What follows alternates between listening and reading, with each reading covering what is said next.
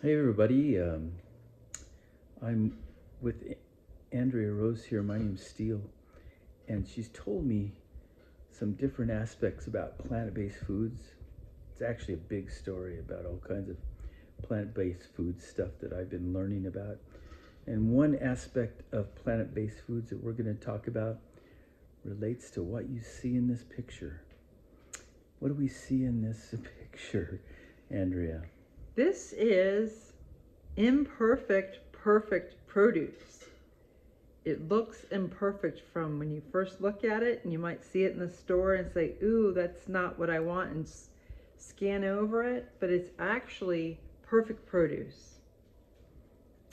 Yeah, it's one of a kind. I mean, do you want to get the run-of-the-mill perfect looking thing, or do you want to get the perfect one of a kind of thing that's got this little Blemish. blemish that it's a beauty mark. That's what I call it, a beauty mark.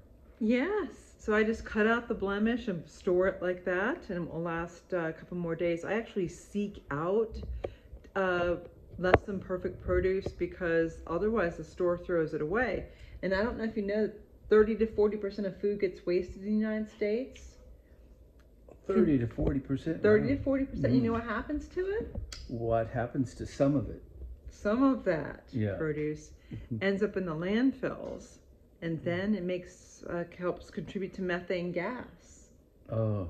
So that how does it create methane gas super quick? Because it ends up trapped and entombed in plastic bags that the stores put them in, and then they are not able to break down with oxygen properly, so they get piled on with more and more weight, more and more bags, and it just rots. It literally rots and then makes methane gas as a side effect.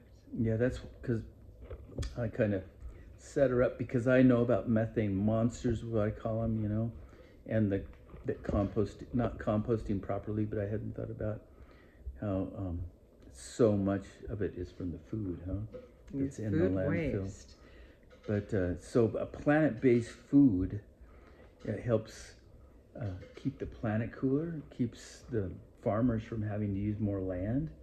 And I know a lot of you out there get secondhand clothes, secondhand cars, secondhand things, secondhand bicycles. Why did I say cars? Take away the cars. I only burned 10 gallons of gasoline last year. But if you get a secondhand car, that gets good gas mileage and you're not driving it much, thank you. But you get secondhand a lot of different things. Secondhand what? What's something else? Roller skates. Roller skates. That's good. I love that. Roller skates.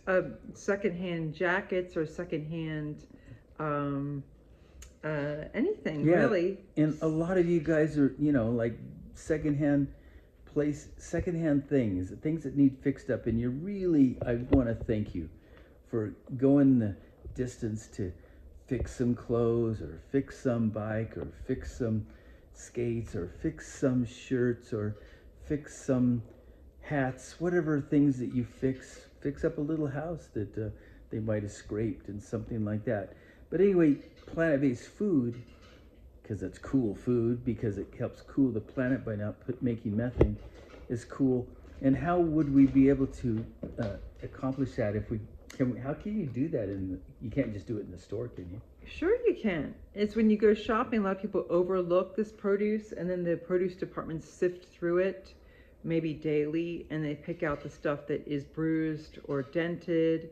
And actually, I don't know if a lot of people realize this, but the stuff that is actually damaged, or it actually might have more nutrition because the perfect stuff is just too perfect. I mean, actually seek out the ones that are looking a little bit uglier because they might even have more nutrition. That's the theory. Oh yeah. Well, it's because when plants are attacked, they put out more different nutrients for defense and stuff like that, and phytates and different things to protect them. A lot of those things are good for us if the plant has to work a little harder, it had a little more exercise and stuff like that, rather than one of those plants that had the easy life and they're a softie. Yeah. So there's yeah. Yeah, How it's true. does that work? Is there anything like that in the garden that when things have like tougher weather or anything like that, they become more nutritious? Just along that line, because it's Yeah. another food. Is that The it? garden, the greens, and just anything that's being attacked, the immune system of the plant is activated, and so actually you're getting those benefits of phytonutrients from there, and they actually gets activated from being attacked from something. Oh, okay. So when you find that kind of food in the grocery store, is that concept apply? That Well, same principle apply, I'm right? saying I'm assuming so because I seek out organic produce or at the farmer's market. I try to pick out the ones that are not perfect, so I know that other people will want the perfect produce. So I feel like, hey, if I take this out, it looks better, and the people who want the perfect produce. So we have this apple, which we took the little cavity out, so it lasts longer. Can use this easily in oatmeal, where you can cook it, or a smoothie, which I love putting them in smoothies. I like making a tea with it and chopping up the apples and putting like cinnamon and spices, making a drink. Anyway, there's lots of uses, or you can just eat it plain. I just cut it up and eat it. Cool food. And why is yours?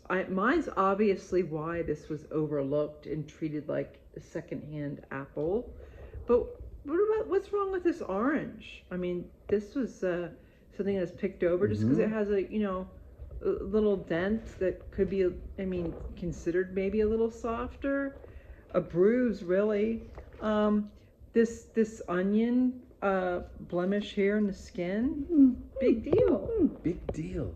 And then all the energy that came from the soil, from the farmer that worked so hard, farmers that worked so hard to make, because it takes a team to grow one onion like that. So. And the transportation and the refrigeration and the box to put it in, and it just all that energy to get that to the store, so we have fresh, beautiful produce that a lot of people don't have access to fresh food, but we do. And so just trim it up. Sometimes it's only like one little spot, like this again, a soft spot on the lemon. So I make sure to use these first. I put them in the front in the fridge so they don't get overlooked, and say I gotta use these up first. And sometimes I'm able to cut them and I freeze the juice, and I could use it later in ice cube trays. And what's wrong with your pepper?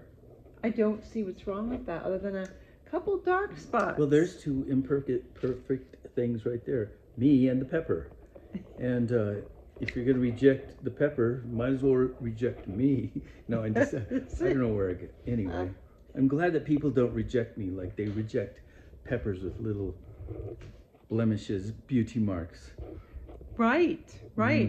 So I'm encouraging people to eat plant-based, eat the plant-based food, save this from going to the landfill, save this from being wasted, and it's wonderful, nutritious food, and it will encourage you to make more whole food, plant-based foods at home, because you have to use them up. And I love use them up soups and use them up smoothies and use them up crackers. I blend them up and bake them into dehydrated into crackers.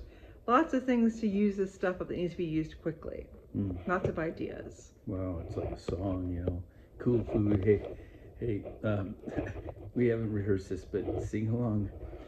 Thank you for when you choose. Thank you for when you choose. That cool food. That cool food.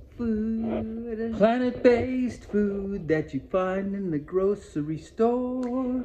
Planet-based food that you find in the grocery store or farmer's markets. That has little imperfect things that makes you want it more.